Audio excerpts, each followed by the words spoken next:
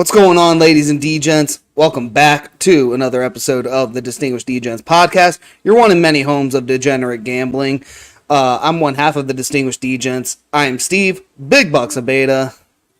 Joining me, as always, it is my co-host, partner in crime, one happy motherfucker this week, Jason Money Mansman, a.k.a. Mr. Contest Winner for the week. Congratulations, sir. You have now officially tied. Uh-oh. He went off camera for a minute. I'm still here, but my camera went off. That was weird. There we go. All right, Mr. 2-0 in the contest. You must be real happy about that. Your Bills won. You must be even happier. And I think your bet's hit. So we got a tied contest, buddy. Ooh, man. I have not been doing good in the contest lately. I do not know what it is. I do not know if I'm just like hitting a brick wall after the couple weeks where I was just fucking on a heater, put myself in a heat check, and now I just can't seem to reignite it. It's like, don't know what it is, man. Tied at 6-6. Oh, boy. I don't know, man. Well, to be fair, nothing to be ashamed of, at least in the money line contest. What did you go money line? Money line, what killed me was, I think, the Jets was the killer. I also picked Atlanta and the Giants in the contest. And really, the only reason I did it, because I went back through some of our handicaps, really wasn't too much variation otherwise. I know we had talked about the spreads, but like as far as our money line picks went, there really wasn't too much that was different. So I kind of just tried to split it up just to kind of give us some leeway just to see, you know, if I could get an edge that way. And unfortunately, just a couple of those games never went my way to begin with. A couple of some just were looking live at first and then just really just didn't stand a chance come the fourth quarter. But yeah, 5-11 ATS, 9 out of 11 on the money line though. Yeah, a 10. I went 10-1 on the money line for the contest. Overall for the week, 12-2. That's insane. Fuck the Chargers. Oh, fuck the Chargers. Yeah, on the week, I guess if you remove it, yeah, 10-4 between the Sunday slate, but 11-4 money line overall. I went 7-8 ATS on my picks.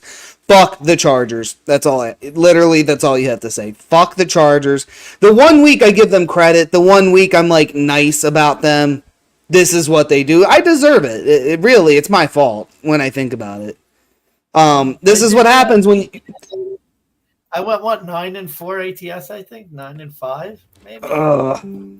Well, congratulations to you, sir. I will say though, the one good thing about this week for me, the only good thing, 5-0 on my best bets. I hit every single one. Best bet, dog of the week, fade of the week, over and under picks. 5-0 on the card. Profitable week for you? It was a 3-unit profit, unfortunately. It should have been more, but we'll get into when we get into the recap for some of these games. I'll explain what happened as to why it wasn't as profitable as it could have been. Also played some heavy money on the Monday night slate, and once again, we'll just say, fuck the Chargers. Yeah. I similarly had a 3-unit profit for the week. My bets didn't do. I played some player props that weren't that good, and the 4 o'clock hit hard. But considering the fact that I probably bet half of what you did during the week, to come out with 3 units was good. And I'm looking to be a lot more consistent moving forward. I'm doing a lot more straight betting, which was successful, very successful this week. So looking to. Yeah, I mean, 25 units in for me. I got about like 29 back, give or take. But if you add the chump change in, I round it down to 3, but just to keep it consistent. But no, I mean, overall, like it wasn't the worst week I had. Like, I mean, I think considering the last week I went down 7 units. Week 2, I was down another 7. Other weeks have been profitable though, and That's kind of the name of the game here. It's consistency overall, but it's also just keeping the profitable weeks up and up. So even if it's not a great one, as long as you're still profiting at the end of the day, you're doing something right. Yep. That's how I'm trying to play it moving forward. Like I said, a lot more straight bets. And that saved me because I could have had a week where I lost money because the 4:00 games, especially, I had some player props with guys that ended up getting hurt. So that was not good. That is unfortunate.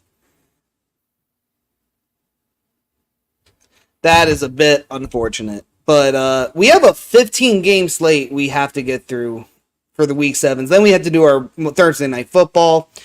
I know one of the big trends before we get started, one of the big trends I talked about, and one of the ones that other Sharp podcasts have been talking about, the road favorite. So just to throw you some numbers that I picked up on after week 7, division road favorites, 9-3-1 ATS. They're 12-1 on the money line. Non-conference road favorites for the AFC, 7-3 straight up in ATS. NFC non-conference road favorites, there's only been one, but they did win outright. So kind of weird pattern I'm seeing with the books, but got another week where the books got slammed by Joe Public, another week where the Sharps got murked. I mean, what were your overall thoughts in relation to that and the trends where some Sharps were just completely fading it, other people were like, no, we're backing it, and weird spots. My thing is, and it's weird because I don't feel like every one of my plays was a Barney, Bester, Joe Public sort of play. I don't know. I just think sometimes the Sharps, and we're going to get to a couple of the games, they're just waiting for these teams to perform that are just not any good.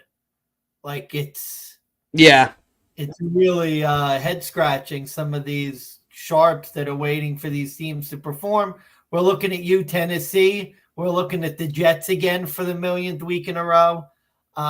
Just doesn't make a whole lot of sense. Tampa Bay, the same thing.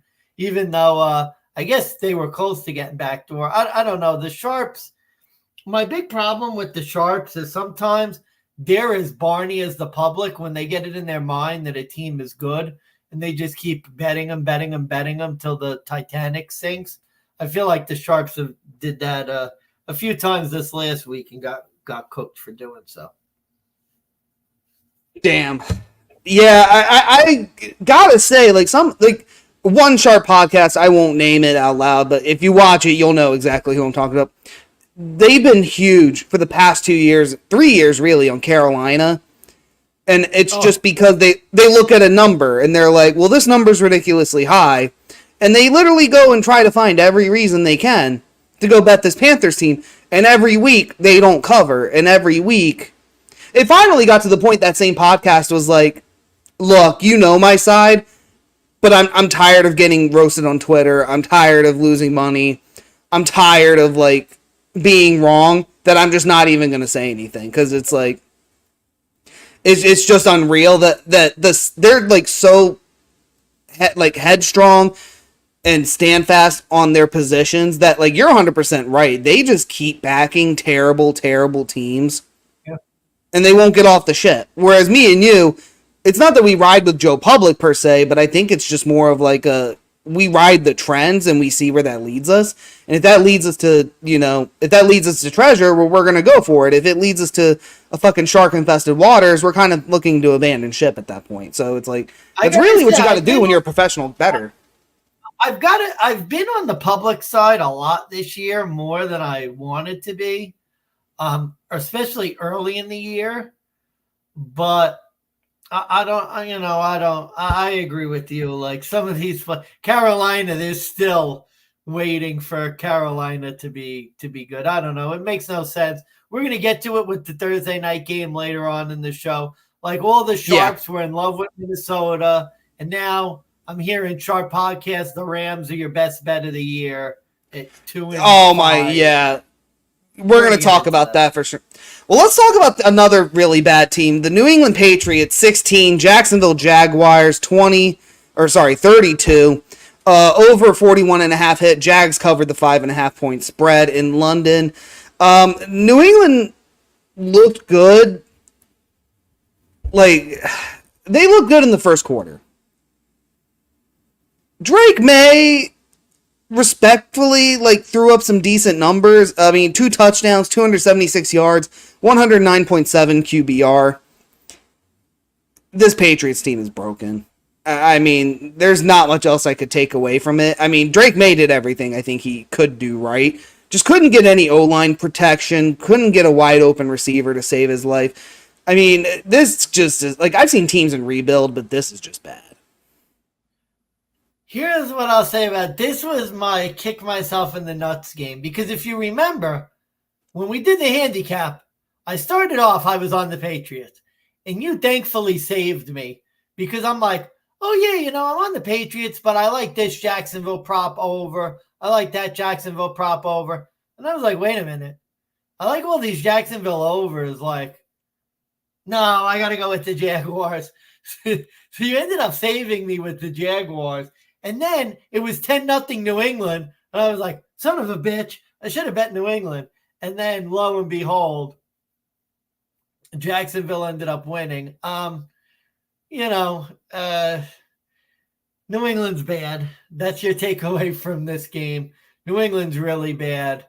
That game completely turned quick. It was like 10-0, and then you looked up and it was 17-14, and then Jacksonville just had their way. And don't look now, Trevor Lawrence has actually put together 3 straight good performances. So I'm not ready to declare Jacksonville back, but keep an eye out for T-Law. He's not looking as bad as he did earlier in the year. Yeah, and honestly, Drake May's another guy where I'm looking at, and I'm like, he doesn't look too bad either, and I'd honestly even consider maybe picking him up in fantasy teams. I mean, his first debut, 20 for 33, 243 yards, 3 touchdowns. I mean, he threw 2 picks against the Texans, but it's a rookie quarterback debut. I mean, mistakes are going to be made. But again, the Jacksonville Jaguars in a step down, 2 touchdowns, 270. I mean, the guy's putting up numbers. The Patriots might have something there too. The only thing with Trevor Lawrence, performance-wise, a lot of his numbers were in garbage time when they were already down bad. Last week, especially when they were playing the Bears, they were already down by 30, and it wasn't going anywhere. I think the week before was the Texans, and they're kind of a phony defense, which is going to be our handicap coming up here soon. So, really weird spot for both teams, but at the same time, optimism is there, despite the trash loss. All right, Money Mansman, my under of the week was the New York Giants, Philadelphia Eagles. The under 42.5 hit. If I ever bet on the Giants again, can you just kick me square in the balls? If I ever say, I think the Giants could cover this now, just stop me. Giants at home, man. But they suck at home. God, that was horrendous. Horrendous performance. The Saquon over rushing yards that hit in the second quarter. So that was nice. Oh, God, yeah. Eagles money line. I think I had I banked such a good number too. 28-3 was the final. Daniel Jones, in how many games is it now, has not thrown a touchdown at MetLife? Did you see what I sent you? There are literally 16 hockey players that have more points at MetLife Stadium than Daniel Jones. Yeah. Since he signed hockey players have scored more than Daniel Jones at MetLife. Zach Wilson has scored more at MetLife than Daniel Jones has. The Mets and Yankees both scored more than the Giants. Yeah, look, I'll give Dable some credit because I feel like the team's been competitive for a couple weeks, but this was the Saquon revenge game. Giants couldn't stop the run, which in doing my research on Saturday, I came across that nugget and was like, yeah, I'll be Barney. Let me go Saquon over. Daniel Jones. The Eagles were just too good. 14 for 21, 99 passing yards. Yeah, it's over. Don't ever. I don't think I could. They might go on auto fade the rest of the year. I can't do like that. Shit pissed me off so bad. Just because I was so wrong is really what happened. I just was so wrong in my handicap. Didn't fucking. I thought I was so smart. You know, literally the first thing I said, like the Giants have lost 5 straight at home against divisional opponents. Yeah. And I literally followed the trend here, but this is one where I looked at the trend and I was like, God, I just probably should take it. Like initially, I kind of thought, like just looking at it, I was on the same side. And then I looked at some power rankings and I read some stuff and the cluster injury potential on the D line, even though Burns and Lawrence both played, and I think Lawrence even got another sack. It wasn't the best game for the Eagles, but it was just like I was reading the power rankings. I was looking at FPI, the ESPN Power Index stuff, and I'm like, why is this a 3-point spread? Like, this makes no sense. Yeah. And maybe that's one way to look at it. It worked out. Yeah, but I think some books even got down to 2.5. So I was just like, again, like, just it didn't matter what your handicap was. I was on the wrong side. That's my take. I was on the wrong side. Daniel Jones sucks. Although, like, yeah, the defense looked good in the first half. They actually held the Eagles to, like, scoreless up until, like, late second quarter, I think it was, early second quarter. And then just it really got out of hand. Nothing else could happen at that point. Yep. Nope. I was going to say, do I even have any other notes? I don't think I do. I was going to say, I got a couple notes, but yeah, just kick me in the dick if I ever do that again. Okay, next game. What's the next game we have on the list here? Cincinnati 21, Cleveland 14.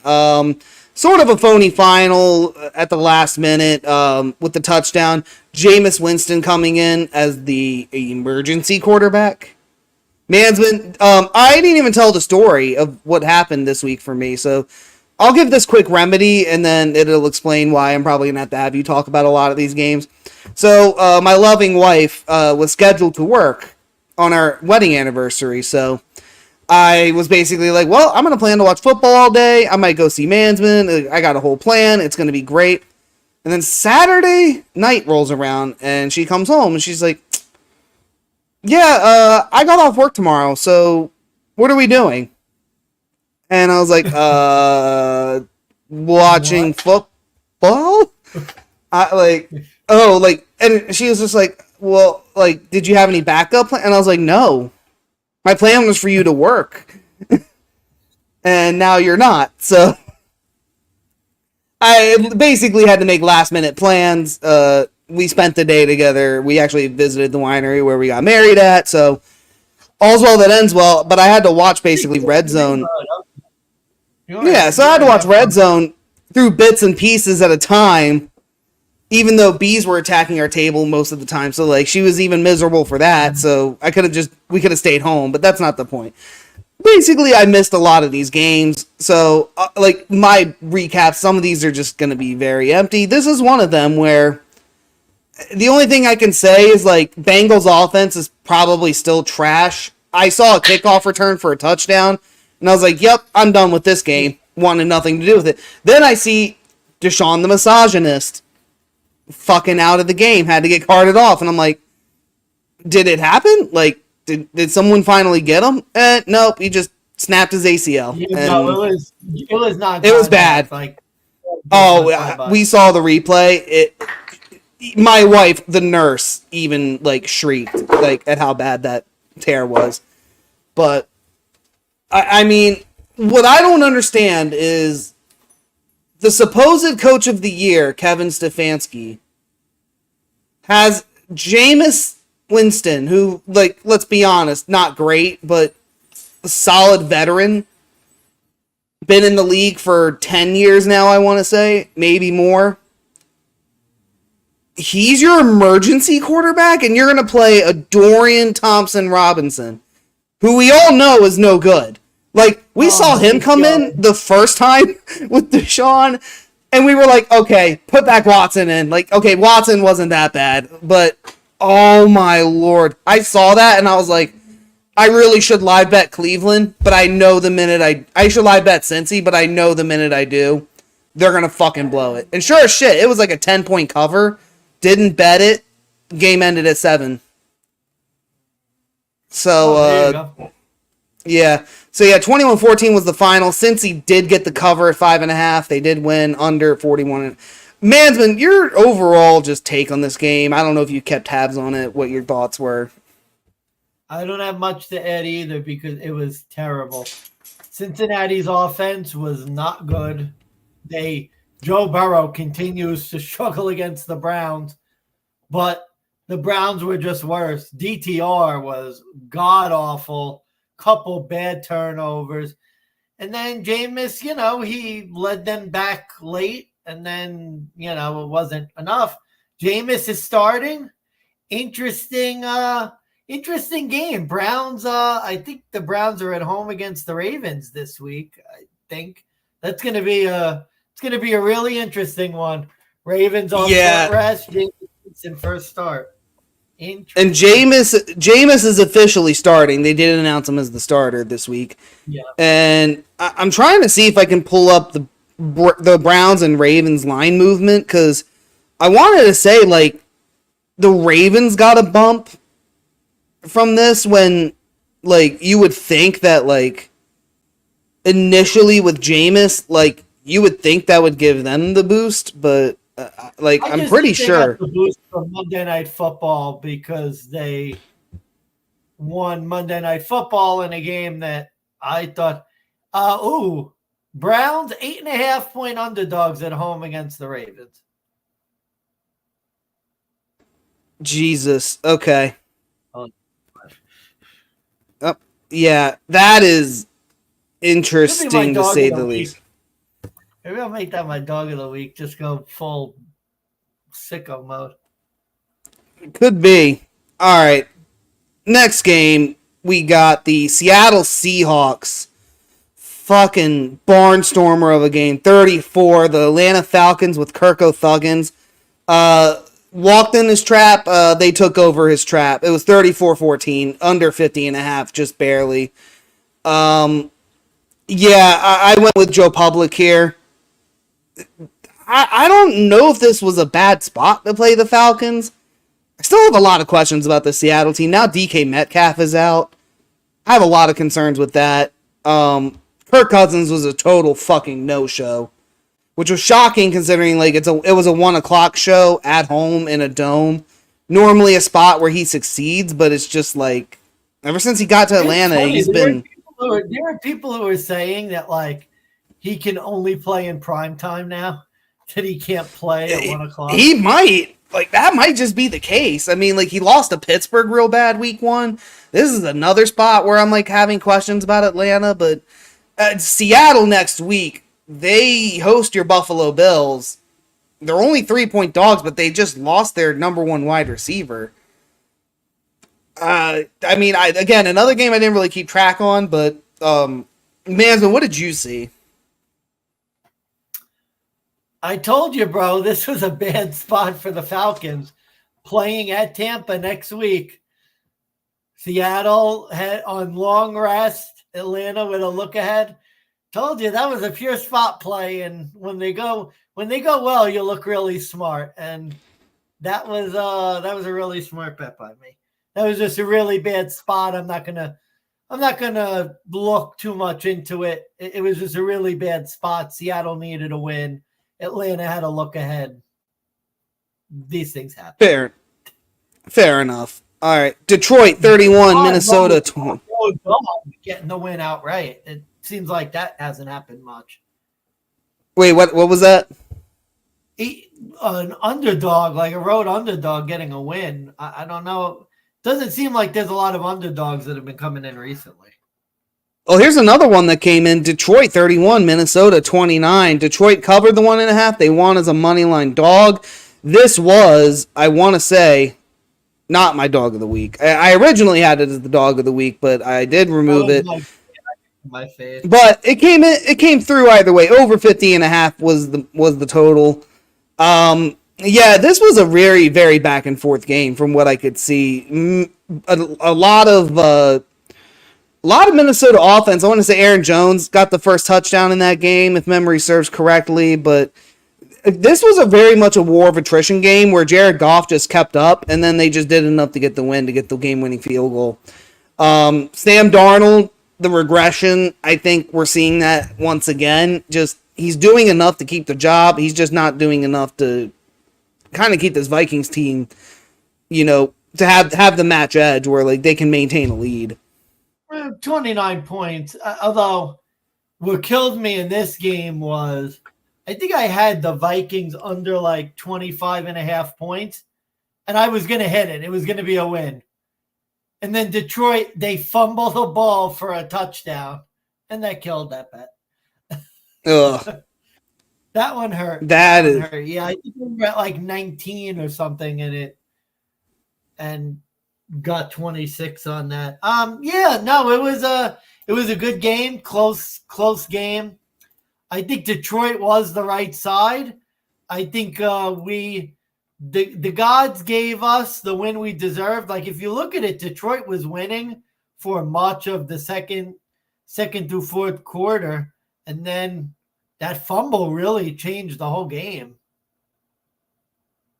Yeah, fumble really changed the whole game, but Detroit was able to get the field goal to get the win. I think they deserve to win, and Detroit, man, best ATS team in football. Could just keep talking. Yes, sir.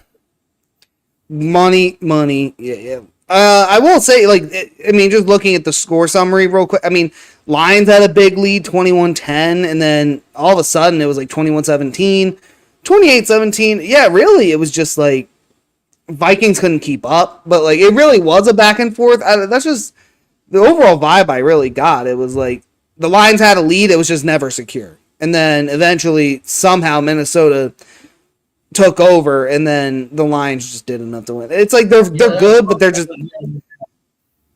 like, I'll talk about it more on the Thursday night game. The Vikings are good. I just have questions on whether they're good enough. But all right, here we go. A game you're going to be very happy about. The Tennessee Titans scored the first 10 in this game. Did nothing else afterwards. Buffalo 34 at home after a 3-game road stint. They covered the 8.5 over of the week, over 41.5, over 40.5 at game time was the total. Money management, it's your teams. I know you watched this game. I watched the condensed version of this game, so I have an idea of what I thought, but I want to get your opinions first, as somebody who watched it live. Well, Coop, other than that drop first, oh my God. Bro, literally first drive of the game, Cooper has a ball go right through his hands. I'm like, oh, are you fucking kidding me? Is it going to be one of these days? This is kind of what the Bills do to bad teams. They come out flat. We got to get off to faster starts. Like I don't know what happens there. We got off to a slow start again. We got behind. And then there's not much to say. Like once the Bills got that stop on 4th down to start the second half, questionable decision of why they even did that. But once they got that stop to start the second half and took the lead, and it's just so frustrating because you look at what the Bills do in that situation. It's like they're aggressive, they blitz, they're flying around the ball, their offense is looking sharp.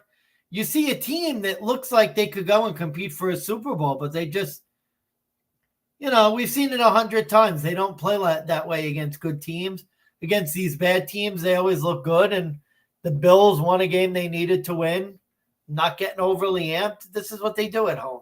They beat bad teams at home by a lot. That's what they did. And the Sharps, again, I told the Sharps to beware. You see all those points look good, but Tennessee sucks. And the Bills beat up on bad teams. They did it again. I will say some Sharps were torn on this game from what I remember. Some of them were okay with the Bills. Some were just like, this number's too high, bet the Titans. Kind of a blind handicap, and those always concern me, so I went with the Bills. Here's my notes just from the recap. Like, again, the slow starts, you mentioned that. Josh is like, I don't know if there's something off with the guy, or if they just had like a real restricted collar on him, because he's not making mistakes, but I feel like some of these throws I'm seeing, some of these plays they're running, is like Josh is making mistakes by trying not to make mistakes. Like, I don't know if you remember early, like there was a third down where he was scrambling out of the pocket.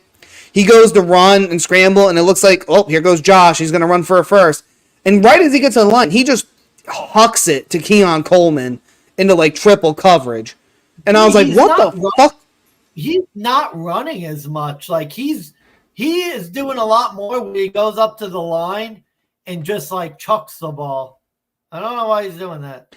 I don't either, because like it doesn't really. It worked on the one play for Keon, but that was about it. Amari Cooper is like, he's going to need more time in this Bills. That drop was concerning. The confusion on the sideline with Keon on the play where Amari did get the touchdown. I know that's been going around a lot of media circuits where they're like, well, Amari didn't even know what route to run, but Keon had to teach him. It's like, well, no, okay. My thinking is like, okay, he had to learn. It's his first week. Keon gave him the right route. They got a touchdown. Like, what's the problem? Good cooking that nickel corner. That's what I'm saying. And as far as the Titans go, Mason Rudolph should still be the starter. I think that's evident. I think he should have had 2 interceptions. One that was just a complete fucking drop by your D lineman. That was unfortunate. He's utilizing the tight end in the Tennessee Titans very well. Like, I think that if they do more of that, their offense could be a little more explosive. Yeah, and one of the touchdowns came off of Taron Johnson roughing the passer call. That was fucking or unnecessary roughness. That was fucking bullshit. Yeah. It's a shame discount Josh Allen didn't play because we would have had like 4 turnovers. But yeah, what are you gonna do? It was okay. The Bills won. They won a game they needed to win. DeMar Hamlin got an interception though, so I mean, there's that. Like, you still got to pick. Yeah, all right. DeMar Hamlin got it going. All right, my fate of the week: Miami Dolphins 10, Indianapolis Colts 16. This truly was the dog shit game of the week. Yep. I look, you were right. Oh my god, my dog will not stop whining. Yeah, Anthony Richardson is dog shit. I'll say it. I was wrong. Away the push. I thought he was going to do a lot better in this spot. I thought, he would do something on the ground. Not really. I mean, 56 rushing yards, 14 attempts. Yeah, I mean, God, what a terrible performance by Anthony Richardson in this Colts offense. But, like, Tyler Huntley even threw a touchdown, but I don't know why I'm seeing Tim Boyle with the same number of passing attempts. Like, oh, shit, okay. I don't think an NFL team's ever won a game that Tim Boyle's thrown a pass in. I think he's 0 for his career right now. That wouldn't shock me. I mean, Tim Boyle was not good on the Jets. He's not good in general. Boy, they really lose Mike White. Yeah, they could have. Yeah, look, Tyler Huntley, I was like, forget winning or covering. Can you, like, get a touchdown? And he did. So, good for him. Tua Tagovailoa is going to come back, so that makes things more interesting for next week. 3-point favorites now against the Cardinals. Yeah, Mansman, I mean, did you take anything away from this other than the obvious? I think they may want Tua maybe should not come back because you know who they play after the Cardinals, right? They play Buffalo in Buffalo. I don't know, man. Like, this team can't run the ball. I don't know what happened to like the Dolphins' run game. Like, Achane run the ball for 188 yards, but they. I mean, there was at least 30 attempts on the ground. Just had 2 killer fumbles in the red zone. I forgot about that. I remember. Well, no offense. Fumble. Yeah, no offense. Tyreek Hill had 1 target. Like, your number 1 receiver gets 1 target. There's something wrong. And then you have maybe the most fraudulent 4-3 team in football, the Indianapolis Colts. Yeah, who now they have a division matchup against the Houston Texans next week. Yeah, it's got a lot of implications. There's a storm coming in that game. Yeah, there is. That's my opinion as well. All right, next up, speaking of the Texans, this was arguably the game of the week. Houston Texans blow it at the last fucking minute once again. Houston 22, Green Bay 24. Houston does get the 2.5 point cover though. Green Bay does win. That was unfortunate because I had Green Bay -3 when I should have just bet the money line. It was actually decent value. What was? Yeah, -154. I could have just bet the money line. I could have got it -150 at other books. Should have just hit it, but I bet the -3. Didn't get it on the hook. Just kind of unfortunate for Packers bettors in that sense. I thought Packers would be a little better on offense in this game, but really, like, my takeaway, because this was another one I rewatched on the condensed version. Packers defense stepped up. They held CJ Stroud in check. They got all the big stops they needed. CJ Stroud just couldn't lead a second half drive if it was to save his life. It was very underwhelming performance by Stroud. I don't know if Nico Collins being out really is that impactful, but Manson, what was your takeaways on this one? Well, Joe Mixon looked good. Jordan Love, I don't know about him, man. He makes some good throws, but he also turns the ball over a lot. Mm-hmm. A lot. Like if Josh Allen did that, they would say what a bum he is. Yeah, Jordan Love, not the best performance, kept Houston in the game. Houston's really been a defensive team for a lot of the year, strangely enough. So it was a close game. It was a good game. Green Bay got the win. I thought they would get the win. But Jordan Love, way too many turnovers for my liking. And Green Bay, who's Green Bay play this week at Jackson? Green Bay plays. Hold on one second. I can tell you exactly what it is. I like Green Bay's defense. I think Green Bay's defense is solid. They go to Jacksonville. And Josh Jacobs, I don't know. They can't seem to really get like a consistent running game. That is strange. I don't know.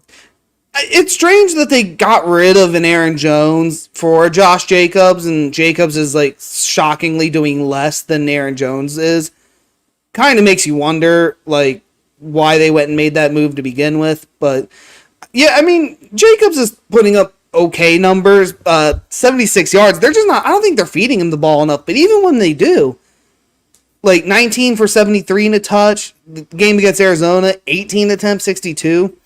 I mean, I know the game was very back and forth, and Green Bay had to go to the pass a lot, but I don't know, man. It just seems like until they can really learn to utilize Jacobs, the offense is too inconsistent to really consider serious. Bills when Josh was first starting to be good, where they just throw, and forget about the running game. So, and especially with that defense, control the football, control the game because you have a good defense. Yeah, not much else I could take away from that. As far as I can tell, I'm trying to double check all my notes that I did try to take. Yeah, Monty McManus, welcome back to NFL Relevancy. Yeah, welcome to the Lambeau Leap. Yep. All right, nothing else there. 4:00 Sunday night, Las Vegas Raiders 15, the Los Angeles Rams 20. Rams do not cover as a 6.5 point home favorite. They do get the win. Yeah, the Thursday look ahead strikes again here, folks. This is now 4 straight that the Rams have failed to cover off of the bye. The Rams have won 5 of their last 6 at home against AFC. 5 of their last 7 against AFC teams now. 6-1 straight up now in their last 7 as home favorites. Now they're home dogs against the Minnesota Vikings Thursday night. With the turnaround, One credit I'm going to give the Rams here. Smart move holding Cooper Kupp for another week.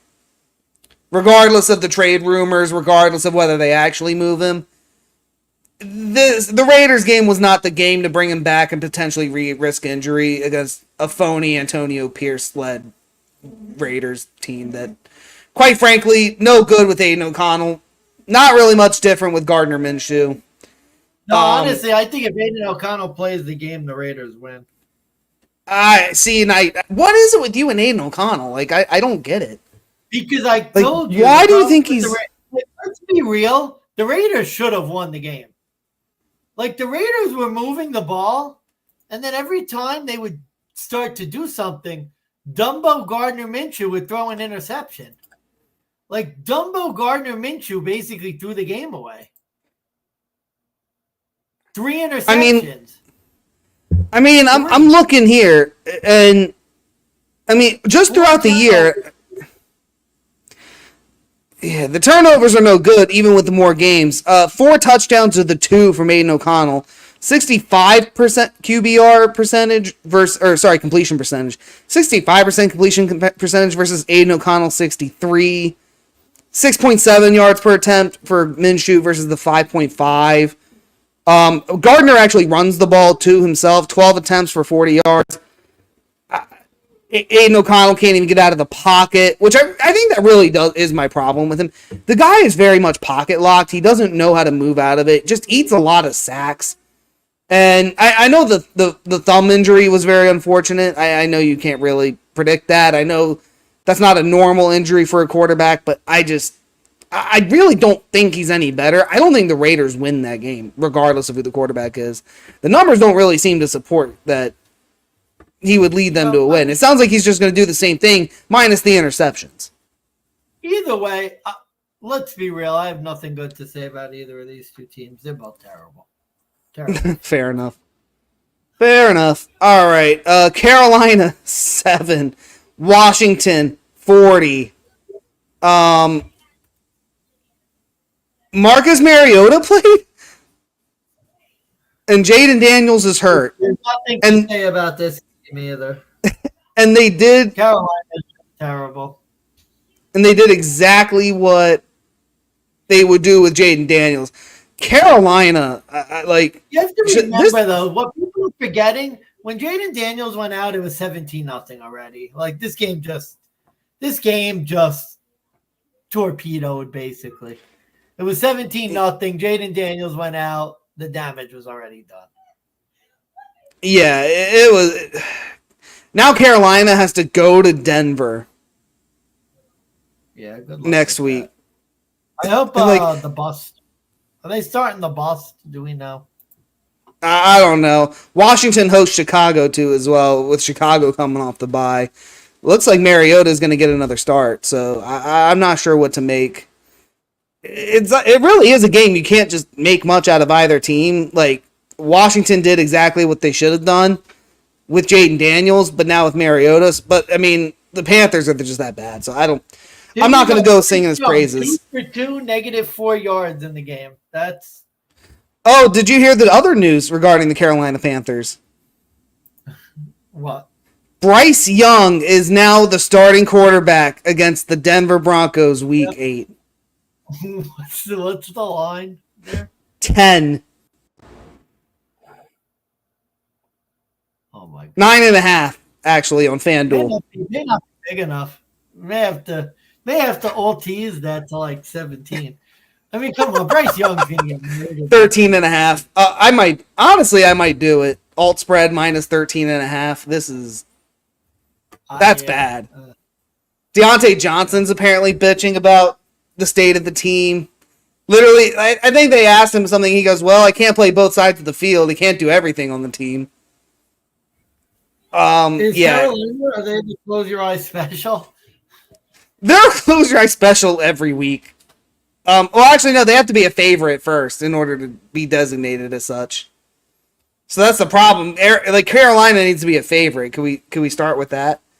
Oh yeah, prayers for Andy Dalton and his family. They were in a car accident, and Andy's being evaluated by medical professionals. Should be fine, but Probably why Bryce is starting. Well, that's a shame. We don't want that. And maybe No, that's we don't.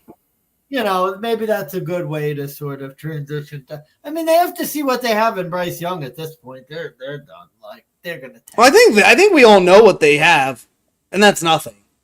But literally, somebody is better than nothing. I mean, can he be a backup, or is he going to be starting in the whatever, the UFL or whatever? The USFL. Whatever. Yeah, UFL. I don't. We'll see. Yeah, Kalen Mond is now a starting quarterback for the San Antonio Brahmas. I don't know. Bryce Young might give him a run next year. Maybe he'll be the backup we'll see. To an next. Well, speaking of future backup in the UFL, Brock Purdy, him and the Niners, they got a great 18 points. Kansas City, 28. Let me get this straight, Mansman, because I caught this for the most part, but I want to make sure that I didn't miss anything. I want to make sure that I'm not out of pocket with this. Patrick Mahomes is arguably dog shit this year. This is arguably one of his worst seasons he's ever had. The Chiefs remembered that Kareem Hunt existed. They re-signed him. And he just now suddenly remembers who he is. And just the Niners had no answer. Like him and Kelsey have been off. Very surprising how successful they were running the ball. I mean, that was just literally the only reason they won was Kareem Hunt. Literally the only reason. Mahomes, he had that run. Here's the thing. With Mahomes, where he is now, he's kind of doing what Josh did in the beginning of the year, where, he's just making enough plays to win the games. He's making a couple splash plays here and there. One of his interceptions, I think, was in the end zone, so it wasn't. Brock Purdy threw some really bad ones. He did. He threw a couple really bad ones that just killed. And now San Francisco, I think Deebo Samuel's injured. I think he's Ayuk's on the out for the year. Yeah, Ayuk's out for the year. Deebo was in the hospital for respiratory infection, I think, or something like that. Brock Purdy, 3 picks, just fucking future UFL quarterback with those numbers. That's just. And somehow the Niners are still 4-point favorites against Dallas, coming off a bye. Beware of the spot, my friend. Beware of the spot. They're running out of humans, in the words of Robert Saleh. Maybe Robert Saleh could be hired as a consultant again. He could be, maybe. I mean, Lord knows Carolina needs a good defensive coordinator. I was gonna say, who the fuck else? The Ravens need a new defensive coordinator. That would be a good spot for him to go to. Quite honestly. All right, I'm gonna introduce this next game. I gotta hop off camera real quick. But just again, take the lead. Give me your thoughts. It was Sunday Night Football. The New Jersey Jets, Aaron Rodgers, Davante Adams. Davante Adams leaves a 2-4 team that lost to the Steelers to get traded to another 2-4 team that lost to the Steelers. Pittsburgh. 34, I think, is the total. I'm trying to double check here. Want to make sure that's correct. 35. 37. 37-15. Money Mansman. Just go ahead. Tell me, you're big into talking shit on the Jets, so let me know. Let me know your thoughts. Let me know.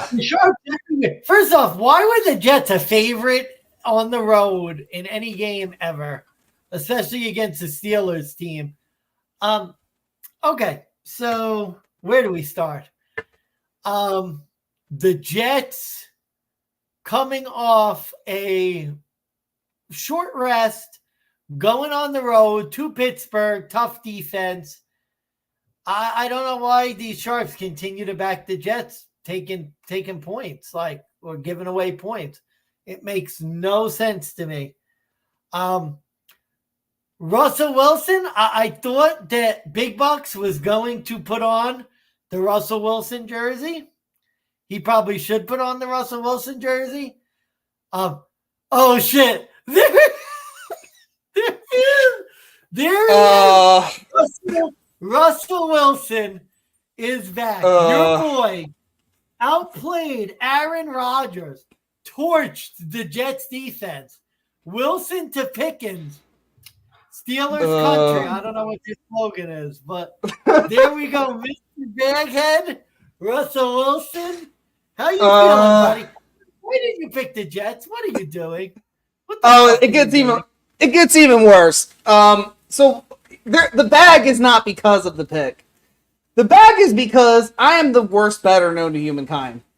What do I do in a 6-point teaser money management? Do I go and pick the Jets and take them plus points because that's the side I pick? No, I look at the Steelers at plus 1.5 and I think to myself, oh, the Steelers plus 7.5. That's a fucking teaser lock. So I bet the Steelers plus 7.5. I get to halftime. I'm getting the Jets minus 3.5. And I'm thinking, geez, this could be a 6-unit hit. But I don't know if I want to lose it right now on a Steelers team that really doesn't look good in the first half. So I'm going to hedge my bet, and I'm going to bet the Jets minus 3.5, because why would I bet them at 1.5 when I could bet it at 3.5? After they threw an interception and the entire momentum of the game swung, what were you thinking? Oh, my God. I wasn't. That's anywhere. That is... There's a Cinny coming for you. There's a Cinny. Okay. Yeah, I think there definitely is for that. Well, essentially, too, like, once that interception occurred and then the Steelers scored that touchdown, it was like, oh, the Jets are done.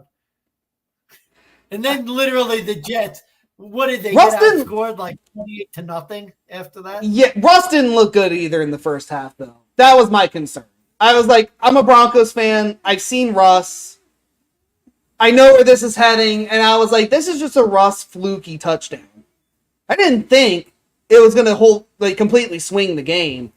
And again, it was a hedge. It wasn't like a best bet. It wasn't I'm just going to do this straight out and just pray. Donko move. I like the Jets, but I'm going to bet the Steelers plus 7.5 on a teaser. Well, now let me hedge. And I'm like, honestly, I should have just let it go. Because it was within the 7. I had no reason to hedge, but I just did it anyways. So instead of getting the 6 units, I basically ended up profiting 2 out of that whole fucking thing. Which fucking made it worse. Yeah, so, no, bag of my head is for the fucking Donko betting. The Russ jersey, I mean... Your guy, he's back. He's dangerous. I can't fucking believe... I can't believe this ass clown did this shit with Pittsburgh, but couldn't fucking find a way to do it. Couldn't find a way to fucking do it in Denver, but okay. What did he do? He threw like 3 deep balls. One hit off the Jets guy, hit the Jets defender in the helmet, and he caught it. The other one was a one-handed catch. Like, I don't know, man. The Jets just suck. Like, the Jets the are Jets not a good team. Remember, Aaron Rodgers. We should have bet it. Jets are scrubs. I mean, Russ didn't even do that good. He was 16 for 29. That's like damn near a little over half. Like, the Jets are just like terrible. And then Najee Harris, they stopped him in the first half, and then they just let Najee run wild at the end of the game. And the Jets O-line, they have an injury now. So, this Jets team, especially with Aaron Rodgers too, you could tell it's quitting time for this team. Like, they're looking for reasons to just quit. Yeah, Jets are on auto fade. I think this is 3 in a row now. This is 3 in a row they failed to cover. Yeah, they're on auto fade. Steelers, they were the right side. I gotta eat this. I think tomorrow I'm gonna have to wear I think Friday I'm gonna have to wear the Russ jersey and do a Cinny. I don't deserve to burn this jersey. Sucks, bro. Because honestly, I would love to back the Jets against New England. They're 7-point favorites again. Like, I can't. No.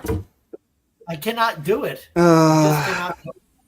Yep, here we go. Just one more time. Looky here. There's your That's guy. a winning. That's a winning NFL quarterback right there. Undefeated this season as a starter. That is a winning quarterback there, folks. Okay. wait till he goes to the playoffs and you guys don't. That's gonna hurt. Watch them meet each other in the playoffs first in the wild card. Oh, that would be disgusting. All right, here we go. Baltimore Ravens 41, Tampa Bay Bucks 31, Monday Night Football. Game 1 of 2. This was a DeGent special, DeGent double best bet. Scary first quarter in the basket the rest of the game. It was one of those things where, what was the handicap? Tampa Bay's defense sucks.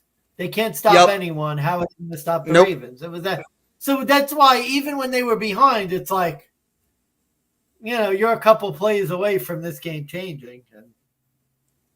Yeah, it was like the Bucks got up early. They took the ball to start, and then they scored on their first drive. The Ravens defense, though, I think they're like last in the league in passing defense, and it fucking shows. Like, Baker Mayfield was having himself a career with Mike Evans before he went out with the hamstring injury. So RIP to Mike Evans. He'll be out till week 11. Then at the fucking... I wanted to get your thoughts at the end of the game. I think Tampa got the onside kick. They were trying to drive once again. Looked like a backdoor cover was possible.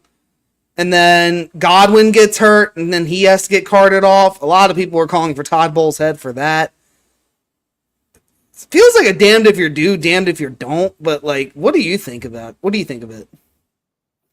Well, I'm glad I didn't make that trade for Chris Godwin, because I almost traded a second-round pick for him when I was trying to save my fantasy season. Now, as you could tell with my trade of Alan Lazard, it's selling time. Yeah. At 2-5, we are where the Jets are. We're going nowhere this year. A lot of underperformers. Time to look to next year. First rebuild year in a long time. I've made the playoffs pretty much every year, but not this year. And I play Commissioner Kirkland this week. And Commissioner Kirkland take out years of revenge. It's not going to be like week 1 that was a decent game. I'm going to get ass slapped this week. Anyway. I still hope you beat him. Back to this game. You got to play to win the game. They were within 10 points. I guess there was a possibility. I don't know. It's a tough one. Like, you got to try. You think you get a quick score. Maybe you could get an onside kick. I could see why. It wasn't like a 24-point game. I could see why they did it, but I don't know, man. Never really felt like for a while that Tampa was going to win the game. Looked like it seemed out of hand. Oh, even fucking worse. Speaking of fantasy, my opponent had fucking Baker Mayfield. I had Mike Evans. Mike Evans catches that football, I might get the win. But no, he drops it. And then Baker Mayfield gets 2 garbage touchdowns in the last 4 minutes. Completely pushes his team over, and I lose. There was a weird thing, like, because I went to bed early, and it looked like, 34-10 or whatever. And then I wake up and it's 41-31, and I'm like, what the hell happened?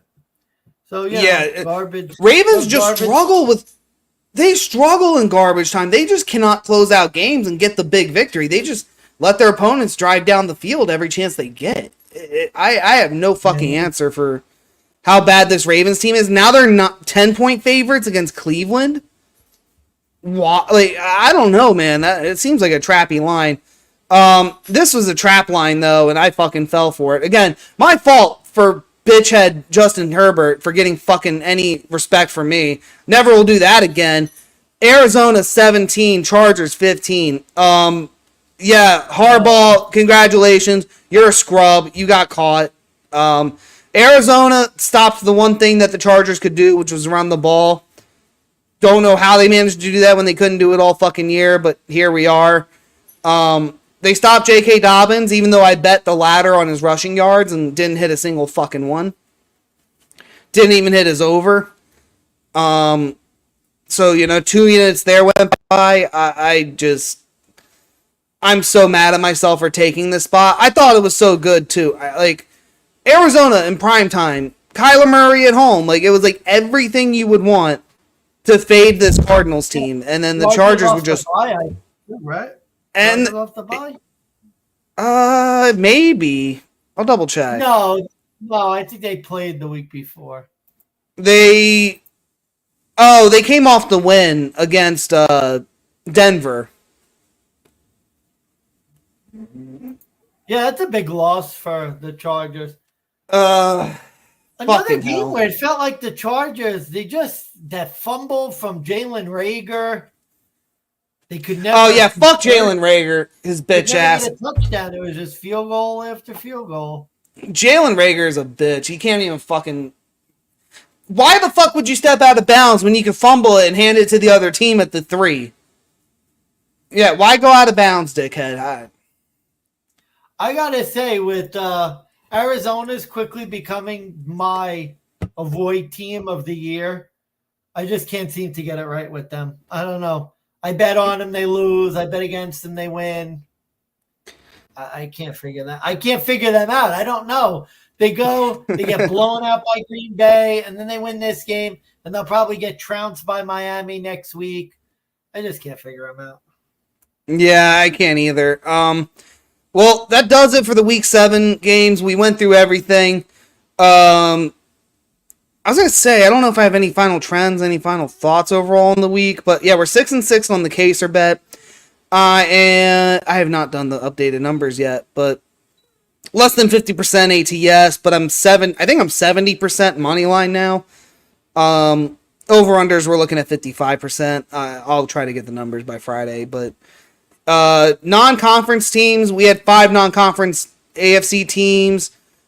Only Denver, Baltimore, and Kansas City won, so they split, went 3-3 straight up. ATS, though, 5-1 last week for the AFC non-conference road spots, which I thought was big. The divisional road favorites, we kind of went over that. All of them won, all of them covered. Detroit was the only road dog in the division. They won and covered, so... I think next week we're going to see some regression towards the mean, but only because Vegas is giving out some crazy numbers. And then, did I have any final nuggets that I wanted to give out? Yeah, you mentioned the Thursday Night Football look ahead, so we'll talk about that. Teams on the look ahead for Thursday night, they're 5-8-1 ATS. So you might be onto something with that. Yeah, the Thursday look aheads. And just to give you a brief the teams looking ahead to Thursday are your Jetropolitans and the Houston Texans. Ooh, and the Houston Texans play Indy and the Jets. Oh, God, what are the Jets doing? Oh, yeah, New England. I don't think either team could have a look ahead, so that's going to be interesting. Yeah, it's a fair. What do we got for this Thursday? Let's get our Thursday in. Yeah, Thursday Night Football. Let me get this out. Let's get the Thursday Night Football ticker up. It's the Minnesota Vikings. They're minus 142 favorites on FanDuel, traveling to the Los Angeles Rams off of a loss. Who is a 120 home underdog. The spread is currently in favor of Minnesota at 3 at plus 100 odds.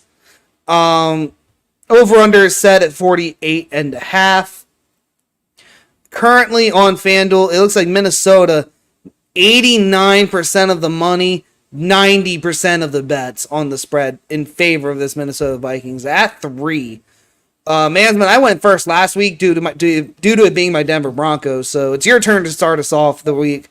What do you got here? Yeah, hate that I'm on the public side again, but the Sharps are talking about how the Rams are a good play here. This number to me, like, the Rams are not a good football team. Did you see what they did against the Raiders? Like, we're going to, I want to stress this. So we're going to have to go back and look at what the Rams have done. See what the Rams have done. Sure. Lost at home to Green Bay, beat the Raiders by 5, lost at Chicago, beat the Niners in a bullshit game they should have lost, got absolutely murdered by Arizona, lost in overtime to the Lions. I mean, I don't know. I guess they have some decent losses. I just don't think this team is any good at all. Minnesota, to me, is much the better team. Defense travels. I know the Rams are getting Cooper Kupp back, which should give them some type of boost. But I don't know, man. The Vikings, good against the run, give up their number 5 in rush yards per attempt against the opponent. So I think they could be able to stop the run. I think that's going to force Stafford to throw. And what's the book on Stafford? If you give him time, he could throw. If not, he's going to struggle. I think that the Vikings are going to blitz the pants off of Matthew Stafford. I think he's going to have to throw a lot. I think he's probably going to turn the ball over multiple times. And then you look at this Rams defense. This Rams defense sucks. Don't be fooled by the fact that Gardner Minshew threw like 7 interceptions last week. The Minnesota Vikings are a top 5 team in the league. The Rams are, bottom 10. This to me should not be a 3-point spread. Short week. Defense travels. Both teams have good coaching. I like the Vikings after a tough division loss to get back on track here. So I'm going with the Minnesota Vikings, my little Barney play, but I'm going with Minnesota here. Okay. Watch this reverse psychology I'm about to do here, because let's start with this. Am I really going to be a donko? Am I going to be Joe Public? And really, Joe Public at this point, let's just say, is the Rams +3, because I'm a sharp bettor. And I listen to other sharp bettors, so I like to follow those trends of what did the sharp sides think. So let's follow the Rams at +3 when the Rams are a 1-5 ATS team all year. They're in a spot where if it was any other circumstance other than that the Vikings, who are 5-1 ATS, are coming off of a Detroit Lions game, you bet against the Rams, you take this Vikings. But because the Vikings just came off a Lions game, where, in all reality, teams coming off the Lions games, they don't just, lose and not cover the week after. They get, slaughtered. Oh, yeah, the sharp stat I heard, the game after the Lions. I call it the bite the kneecap trend, but look at it. Cleveland was bad. But the teams the week after, they just get murked. But if it literally wasn't for that, you're telling me, you could consider the Rams, who got a non-cover against the Raiders, as I mentioned, 0-4 ATS now off the bye since 2020. The non-cover against the Green Bay Packers, also as 3-point home dogs. Minnesota, I think, is a much better team. And you're telling me that this is equal valued because Cooper Kupp is back? Are the Packers really that bad 2 to 3 weeks ago with the Rams not having Cooper Kupp? Do you get what I'm trying to say here? Yeah. So we're going to take that side. Yeah, I'm going to be a donko. Let's take that side. Because I think that makes sense. And Vegas is also saying that the Vikings are just as likely to beat this Rams as the Packers were. Now the Rams, again, they're going to get Cooper Kupp, but it's the Vikings after a loss. Not as good of a bet. 2-5-2 ATS after a loss since last season. 4-7-2 ATS after a loss since 2022. But I guess are the Rams defense going to get any better? Yeah, I was just getting to that. So let's get to that. Well, is the Rams defense that bad? Are they really as bad as people make them out to be? I mean, let's just, for the sake of argument, let's take away the blowout loss from Arizona. Their opponents only averaged 22.6 points per game, but 3 of those teams all got above that number. And out of those 3, they only beat San Francisco. Minnesota on offense, though, they averaged 28 points per game all year. They've at least scored 23, so they're already coming in at a statistical advantage where they hit over this point total. So I would look at Minnesota team totals here. I'd look at the over for that. I'd be looking at Rams under, if anything. Rams, like, I mean, look, you want to go through the history and say, like, well, the Rams are 2-1 straight up at home against the Minnesota Vikings under Sean McVay.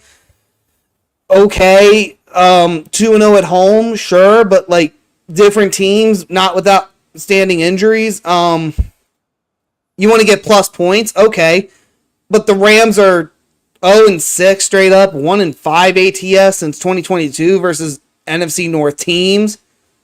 And Minnesota does good in this spot against the NFC West, where they're 3-0 straight up in ATS.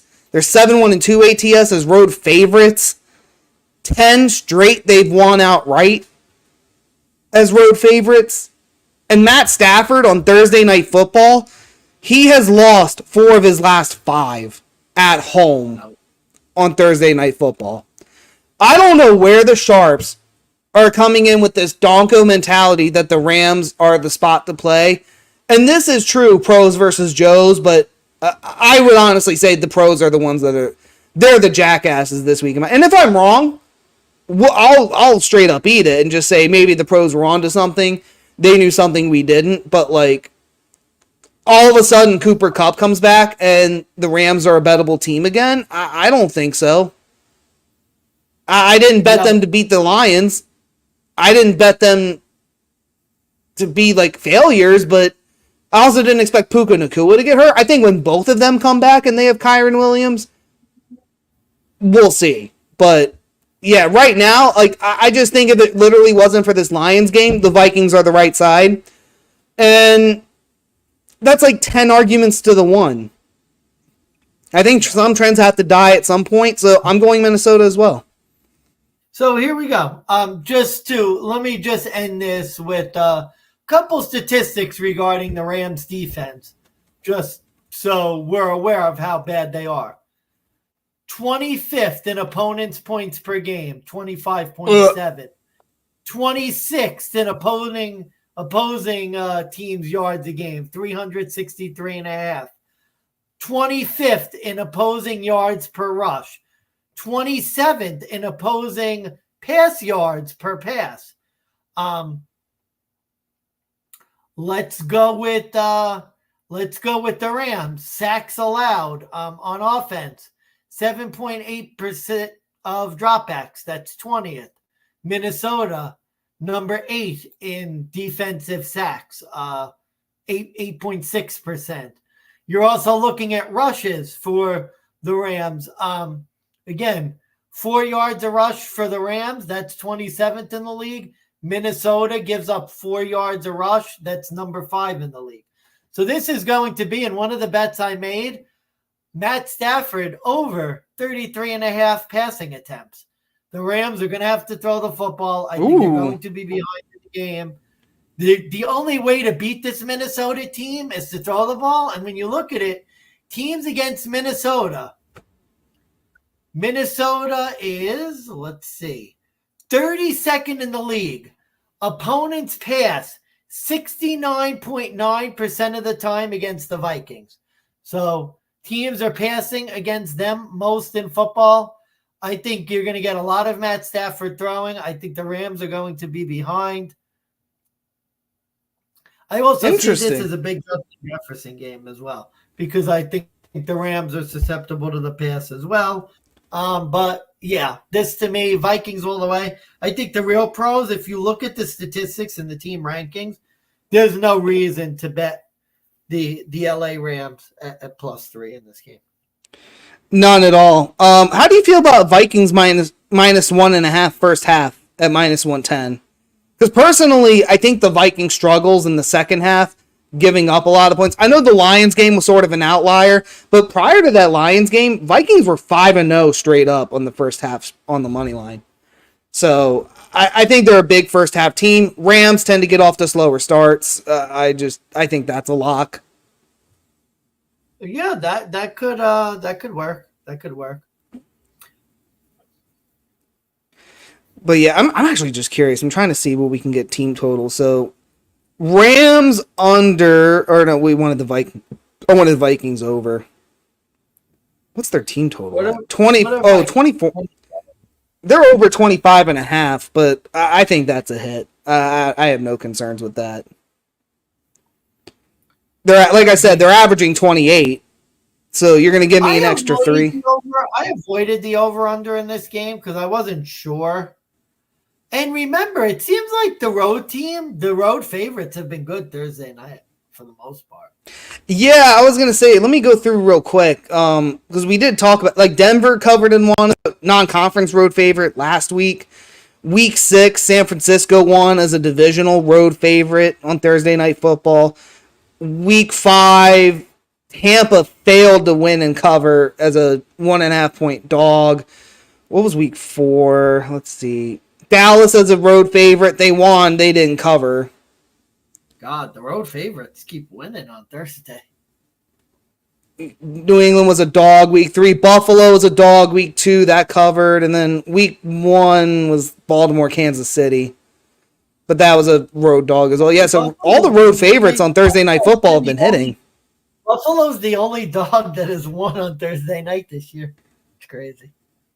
Interesting. All right, so pass attempts over 33.5 for Matty Stafford. And then any other player props or anything you want to throw in as well? The other one I played with a lot of juice was Justin Jefferson over 5.5 receptions. Oh, that seems easy. You would think. Let me see. Let me see what he's done recently, because I think they've been shutting him down a little bit. I'm pretty sure he's 7, 6, 6, 6. Oh yeah, he said over that. Is that where his number's at right now? That can't be. Well, I saw it was 5.5 minus 150. It's 6.5 right now on the line, but they must have moved it. I got it in. I don't know. I like him to get 6. Wait, is TJ Hawkinson coming back this week? Why do I see his lines? He might just be limited. That's the only thing.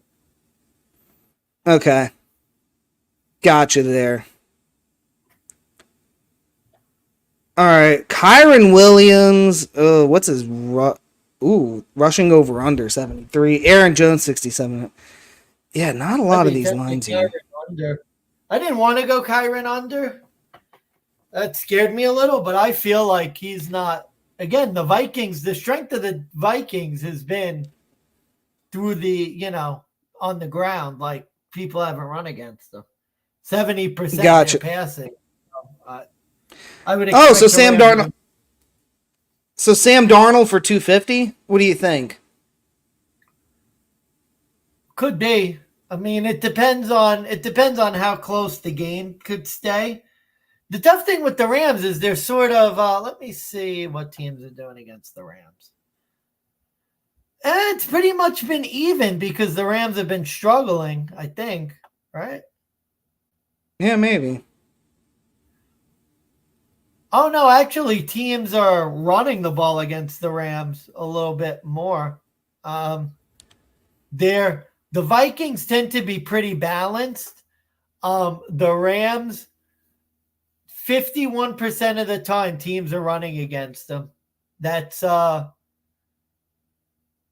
that's 30th, meaning like teams are rushing against them the most. Pretty much in the league. Okay. The Rams are pretty much a passing team. Number 10, 58% pass, 41% run. Gotcha. Actually, you know what? I'm going to try this. We're going to do halftime, full-time Vikings. Just plus 115. Okay. There you go. Okay. And then Vikings over 25.5. Stafford over 33.5%. That's only plus 270. It's not too bad. Okay. All right. I got nothing else here. We'll be back Friday night, folks. We'll give out the rest of our week 15 picks. We'll quickly recap this Thursday night football game as well. Hopefully it's a good one, but I've got nothing left. Money Man's final thoughts, words, or concerns?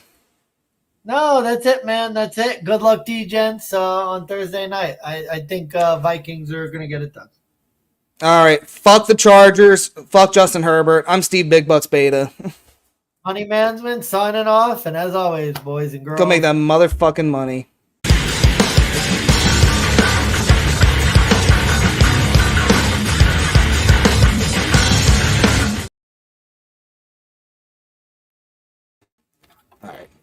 All right, buddy. I'll let you